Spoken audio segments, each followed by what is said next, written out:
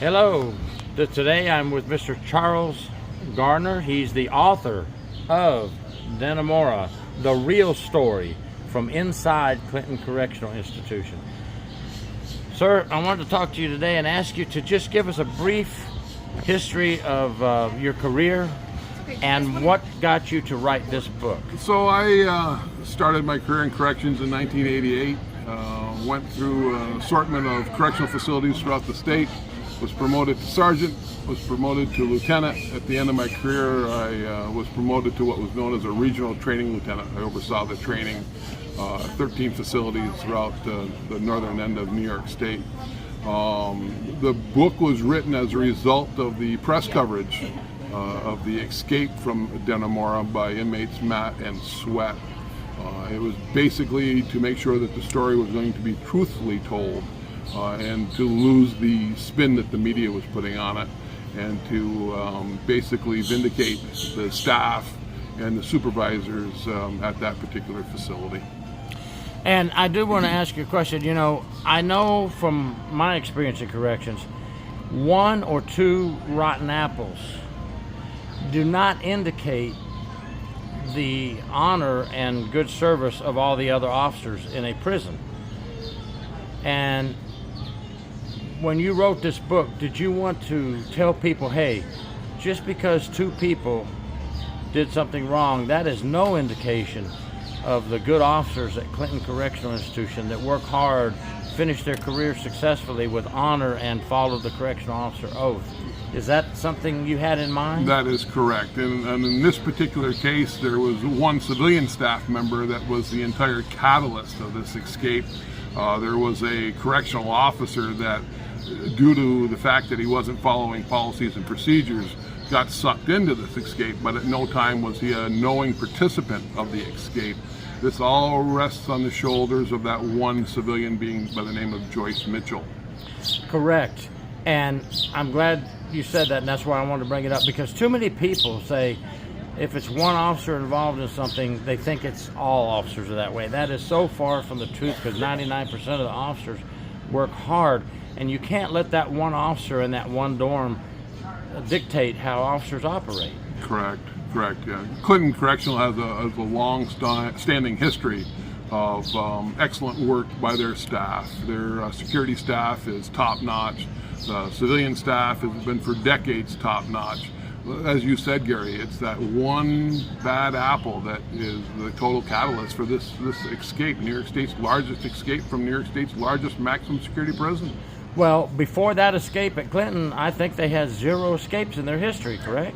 They had escapes approximately 100 years earlier type of a scenario. I mean, it had been quite a... Yeah. They've had a wonderful run. That's a pretty good record. Yeah, they've had a wonderful run. Like I said, I've had the privilege and pleasure of knowing a tremendous amount of the staff out of Clinton Correctional, and they are top-notch. Folks, please don't let the media and the TV miniseries be your only truth to this story.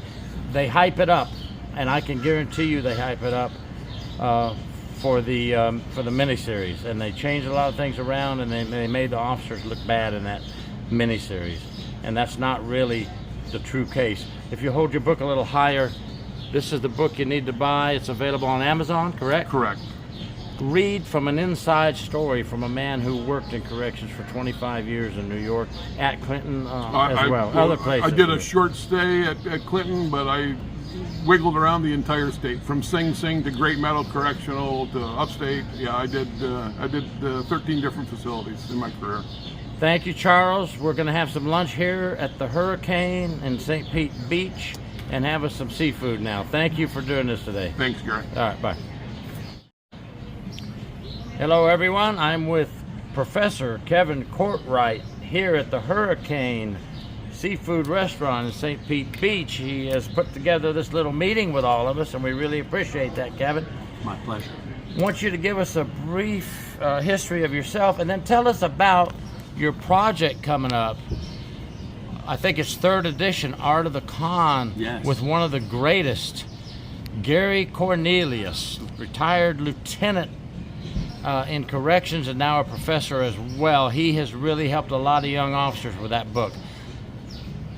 Please give us a brief history of yourself and what you guys are doing on this 3rd edition. Well, like Charles, I'm a New Yorker, but I live in the other end of the state. New Yorkers would call it Pennsylvania, but I still pay New York State tax. So I was at Niagara University first after a stint in probation for New York State. So that's where I met my lovely wife, who's still a probation officer there. So I'm a community corrections guy, and went from Niagara to Edinburgh University, which is now Penn West Edinburgh, and I've been there 22 years. Doesn't seem right, but it's been a good run there.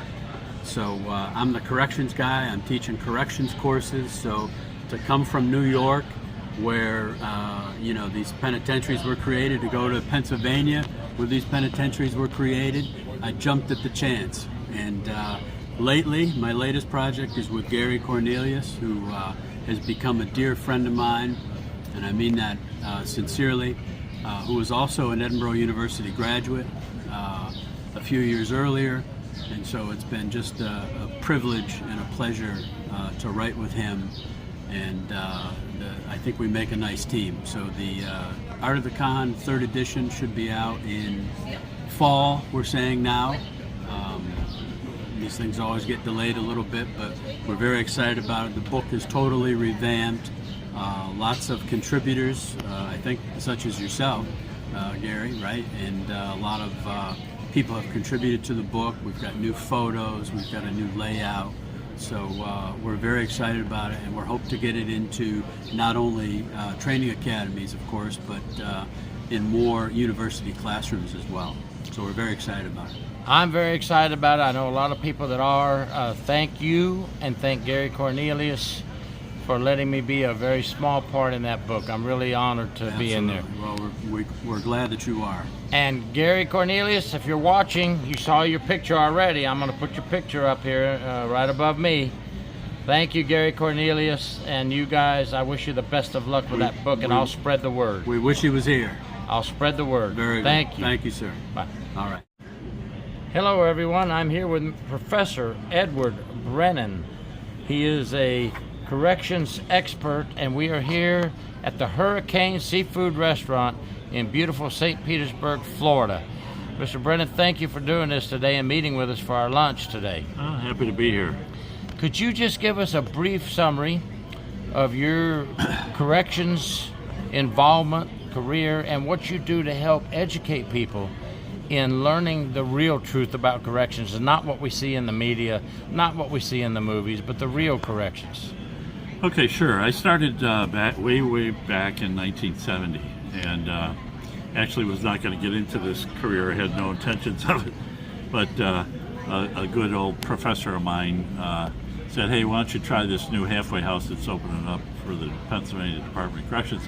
And 31 years later, I retired.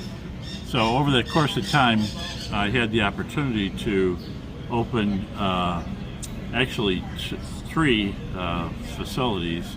One was a halfway house, kind of pre-release center. It was very innovative in its day, back in 1970. And then we opened another regional correctional facility in Mercer, Pennsylvania. And that was kind of a new idea at that time. That was putting regionalization all through Pennsylvania. They were going to build these regional facilities. And then moved on through my career to more larger facilities at the State Correctional Institution at Rockview, which was a larger, more maximum security kind of facility. I introduced myself as I was deputy superintendent there and deputy superintendent at the other facility, and then moved back into community corrections in Pittsburgh for a while. Handled Western region of community corrections. Then moved back into institutional corrections in a place called Crescent, Pennsylvania, and finally had the opportunity to open a brand new correctional facility, state-of-the-art, in 1993 at SCI Albion outside of Erie, Pennsylvania. So During the course of that time, I was an adjunct professor at many universities, Indiana University, Pennsylvania, Penn State, a number of other, Edinburgh University, Gardner University. In any event, always kept my hand in that field. Then when I retired, I taught for 10 years at Mercyhurst University in their criminal justice department, and then retired again in 2010, and have been doing adjunct ever since. And so my philosophy on educating people for this field is to try to explain to them it's a good field. It's a field that an old mentor of mine, an old warden back in Erie County Prison back in the early 70s when I was a student intern, said to me that we're in the salvage business, we're not in the junk business. And so that has been my theme, my philosophy. So I want to communicate to the students that it's a noble facility or institution, it's a noble career. We can do a lot for our fellow men and women in this career. It's a tough career, but very rewarding. So I get them out. We participate. We tour facilities. We experiment with correctional administration. I go through how to administrate a facility, those kinds of things. So today I'm at a community college dealing with kind of 2-year students. I've been at the larger universities dealing with students who are about to graduate and who are going on to graduate school. So that's kind of how I got here. This is very interesting. I really appreciate you telling us this history. And I'll tell you what, we need more people like you and Charles and Kevin, people who have been through it, done it, but continue to help educate young officers today. And they need that. They need all the help they can get, because corrections today is a different world, and we need to help them as much as we can. You're not kidding. And during the whole course of my career, I went through that pendulum swing from the more liberal events in the early 70s to the lock 'em up warehousing phase, and back into the treatment facility. So I always tell my students, I've been through it all. I've seen the beginning, the end, the beginning, and the end.